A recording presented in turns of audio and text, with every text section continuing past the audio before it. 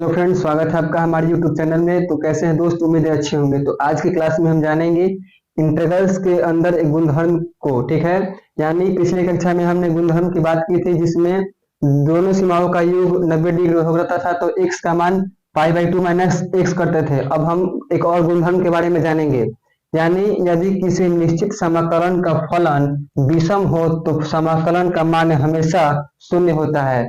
कहने का मतलब है, अगर कोई फंक्शन दिया हुआ है उसका जो विषम फलन होगा तो उसका मान हमेशा शून्य होगा।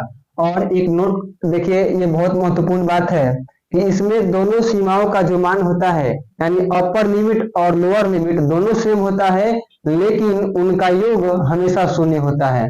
इस बात पे आप गौर कीजिएगा।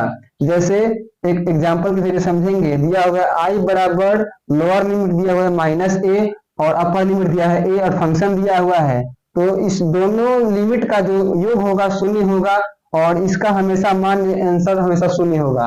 आइए एग्जांपल के जरिए समझेंगे। जैसे क्वेश्चन दिया हुआ है आई बराबर इंटीग्रल्स अपर लिमिट 1 दिया है, लोअर लिमिट -1 दिया है और साइन क्यूब एक्स दिया है। तो इस यहाँ आप देख सकते हैं ये विषम फलन है, यानी इसका पावर जो है विषम है।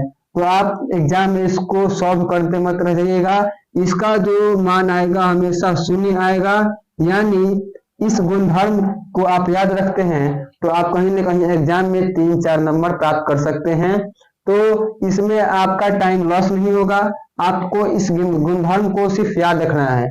जैसे क्वेश्चन नंबर 2 की बात करें, इसमें भी देखिए अपर लिमिट और लोअर लिमिट दोनों सेम है, लेकिन उनका योग शून्य हो जाएगा।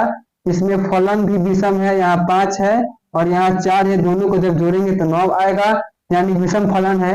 कुछ नहीं करना है, इसका भी मान शून्य होगा। अब बात करते हैं क्वेश्चन नंबर 3 की, यानी क्वेश्चन नंबर 3 में भी अपर लिमिट और लोअर लिमिट सेम है, लेकिन उनका योग 0 होगा। देखिए यहाँ विषम फलन यहाँ भी है, 2 यहाँ है और साइन का पावर कुछ नहीं है, इसका मतलब 1 है, तो 2 और 1 को जोड़ेंगे तो 3 हो जाएगा। 3 जो है वो विषम संख्या है, यानी विषम फलन है, तो इसमें भी कुछ नहीं करना है, इसका भी आंसर शून्य हो जाएगा। यानी इस गुणधर्म को आप याद रखते हैं तो कहीं ना कहीं एग्जाम में आप 3-4 नंबर एब्जॉर्व कर सकते हैं।